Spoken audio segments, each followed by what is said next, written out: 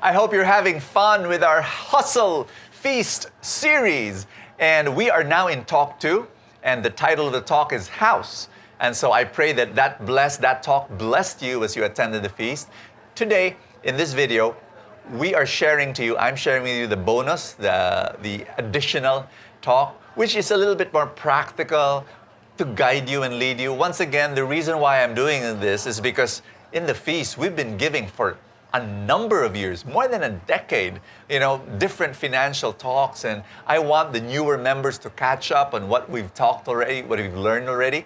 Today, I'm going to talk about the abundance formula. I am so blessed just knowing about the abundance formula. Once you know the abundance formula, you'll be able to arrive at your financial goals. You will be able to fulfill and achieve your financial dreams if you know a very simple abundance formula. The abundance formula, I wrote a book about it. You can just grab that book and read it after this video.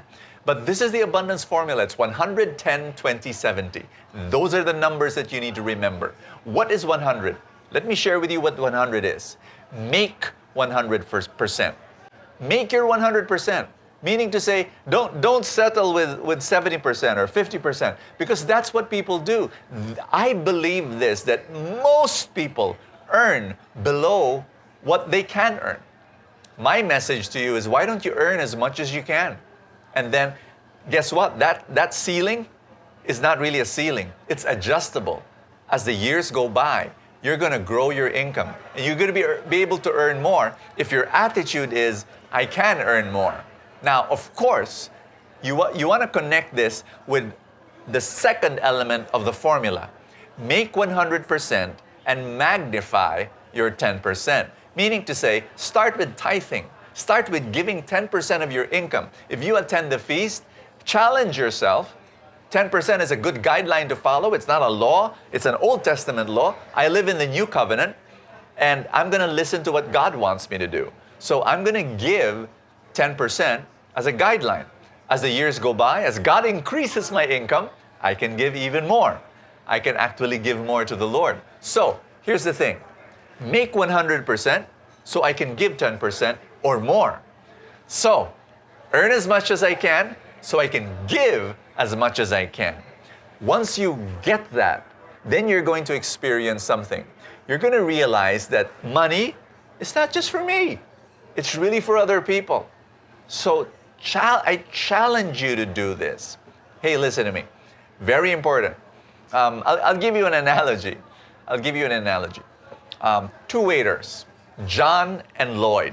Both of them good looking. Now, John and Lloyd are both waiters in the same restaurant, but Lloyd earns 3 times more in tips than John. How is that? They're both waiters in the same restaurant. I'll tell you why. Because John serves only food. That's all he does. You order something, he'll give it to you. He said, that's the work of a waiter. Lloyd, he does not only serve food, he also serves a smile. He also serves a greeting. Good morning, sir. Hello, sir. And then when the customer leaves, he says, thank you so much, sir. He does not only give food, he also gives his attention, his presence, his countenance. He's someone who wants to make you feel happy.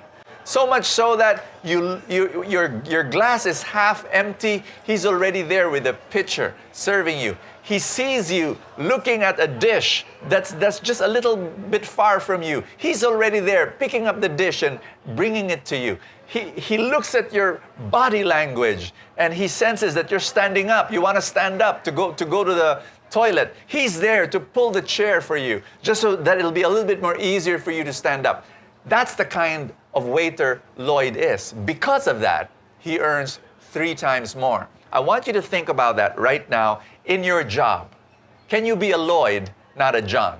Can you be someone who does not only, this is what my job description says, I'm supposed to produce this, and I'm going to do it, I'm going to meet their expectations. Why don't you exceed their expectations? Why don't you think as though you own your company? And if you own your company, how can you save money? How can you earn more for your company? If the owner of the company knows your attitude and sees what you do, guess what? A time will come, you will be rewarded in that company and you will earn more. Maybe not right away, but give it some years. And your owner will say, hey, this guy's great. Or that owner will not reward you, someone else will outside that company. Life will find a way to reward you. So very, very important to understand. Number one, make 100%. And then number two, magnify your 10%. So that, number three, you can multiply your 20%. How do you multiply your 20%?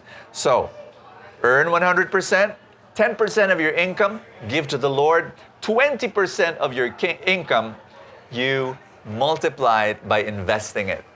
Be an investor. I tell everybody, you have to become an investor. You actually put it as a label, I'm an investor. How do you do it? 20% of your income. I got this from the Bible. There's this guy by the name of Joseph. He became governor of Egypt. Egypt went through 7 years of plenty. And during 7 years of plenty, he set aside 20% of the produce of a country. And what did he do? So that when, after 7 years of plenty, there was 7 years of famine, it was only Egypt that survived. And in fact, it was prosperous. In the same way, you're going to have famines in your life. In the future, there's going to be some famines.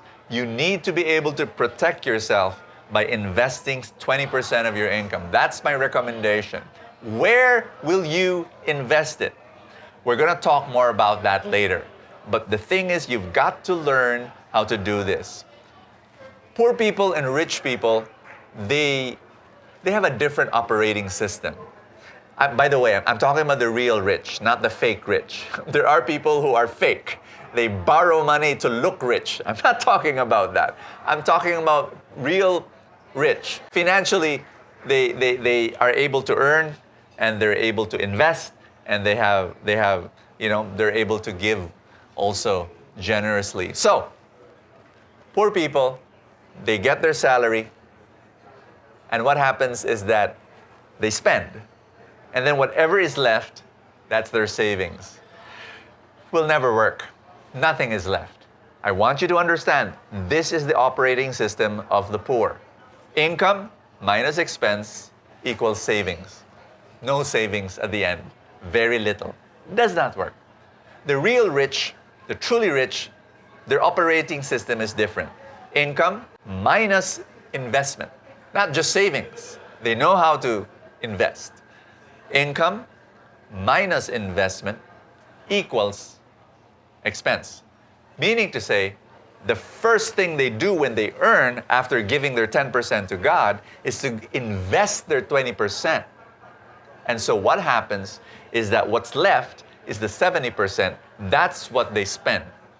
So very, very important that how they operate, the arrangement of their finances is very important if you want to grow your money. This is this will change your life. This is a game changer.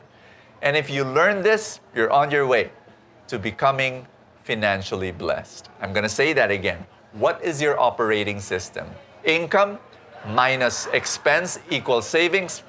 You'll be poor for the rest of your life. But if you have income minus investment, set it aside 20%, and then live on your 70%, which is the fourth element of our abundance formula. Let me review. Make 100%. Magnify your 10%. Multiply your 20%. And then step 4 is manage your 70%. Once you're able to do that, you're on your way. I'm going to say that again. This is a formula. This works. If you have this, you're going to make it happen in your financial life. And so that's the second bonus of Talk 2, right here in the Hustle Feast series. I want you to watch bonus number 3, which is connecting to Talk 3 of our Hustle series. I'll see you there. Keep on learning, keep on growing, keep on giving.